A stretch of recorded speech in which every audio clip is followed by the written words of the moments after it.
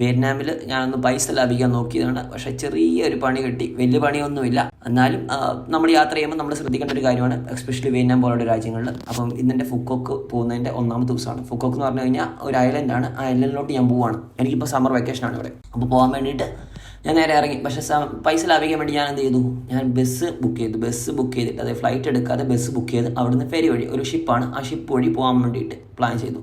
അങ്ങനെ ഞാൻ ബസ് സ്റ്റേഷനിലോട്ട് പോയി. പക്ഷേ ബസ് സ്റ്റേഷനിലോട്ട് എത്തിയപ്പോൾ ഇവിടെ തെറ്റ് ഹോളിഡേ, അതായത് ഇവിടുത്തെ ലൂണ ന്യൂ ഇയർ ആണ്. തിരക്കെന്നൊക്കെ പറഞ്ഞു കഴിഞ്ഞാൽ അതുപോലെ തിരക്ക് ബസ് സ്റ്റാൻഡിൽ. അപ്പോൾ ഈ ഫുക്കോക്ക് ഐലൻഡിലോട്ട് അല്ലെങ്കിൽ ആ ഫെരി സ്റ്റേഷനിലോട്ട് പോകുന്ന ഒരു പ്രൊവിൻസിലോട്ട് പോകുന്ന ബസ്സൊന്നും ഇല്ല.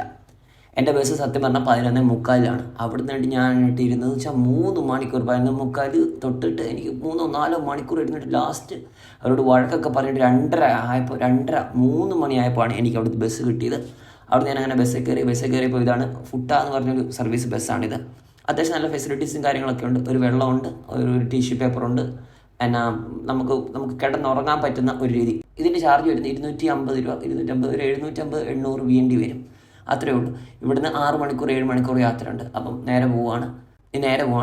അപ്പോൾ അവിടെ ചെന്നിട്ടുള്ള അടുത്ത വിശേഷങ്ങൾ അറിയാം. അപ്പം ഗുഡ് നൈറ്റ്.